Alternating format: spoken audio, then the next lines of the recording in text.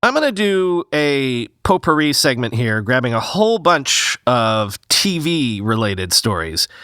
First up, Roku says that Roku OS-powered smart TVs now hold 38% market share in the US and 31% market share in Canada.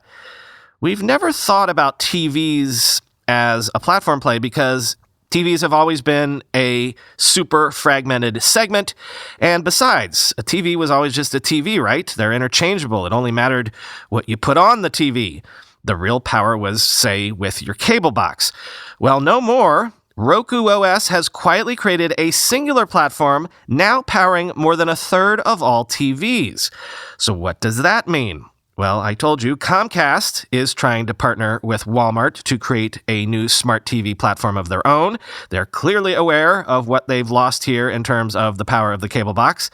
I told you we got a TCL Roku-powered TV recently, and I don't think we've actually turned on our cable box once since we've gotten it. Because if you want to watch a given channel, and I say channel in quotes, you kind of just go to that app on the Roku menu. No need to go to a channel guide from your cable box anymore. But also, news that Roku has acquired the exclusive global rights to more than 75 Quibi shows and will make them available free to stream in 2021 on the Roku channel is interesting. That's the thing. Roku got to where it is by being a neutral platform. Clearly, they've been deliberately shifting away from that recently. Roku is quietly building its own Netflix competitor in the Roku channel.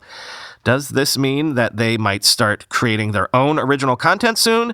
Will we see them bidding on other people's libraries of content?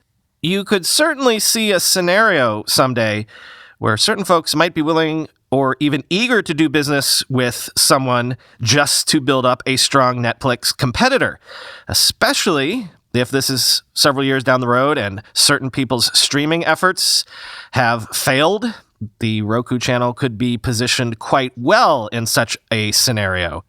And then, in this universe of so many streaming options, this is, as I've said before, the startup your uncle has been pitching to you for years now, right? What if there was one single streaming subscription that gave you a la carte access to the content that hides behind this universe of streaming services?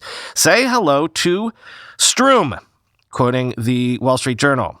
Stroom, a streaming service co-founded by former Discovery and Walt Disney executives, won't offer its own slate of original programming when it launches this spring. Instead, it will aim to give customers a la carte access to all content from hundreds of niche streaming services, offering users a way to stream individual shows and movies from various platforms without having to subscribe to each plan separately. Co-founder Paul Pastor said Stroom would give more visibility to lesser-known services, which he said have fantastic content but have trouble being part of someone's daily habit because there is only so much money households will spend on streaming services every month. Former Disney chief executive Michael Eisner, whose Tornate Co. is Stroom's main financial backer, told the Wall Street Journal that the decision to invest was a no-brainer. Quote, "When I heard about this idea of an aggregation platform that would pick up smaller streaming services that don't have brand awareness, particularly like Netflix does have, I thought this was a great idea," he said. Stroom declined to name any of the services whose content would be available on its platform at launch, but said it has already struck deals with nearly 36 services, accounting for more than 20,000 TV series, movies, and shorts. Subscribers will get monthly credits that can be used toward watching shows and movies, the company said. Its co-founders, who also include Lauren DeVilliers, formerly of Discovery, and Eugene Liu and Thomas Wadsworth, formerly of Disney, said there would be multiple packages to choose from. A likely one, they said, would cost subscribers $9.99 a month for 100 credits, which should allow them to watch about one program a day, end quote.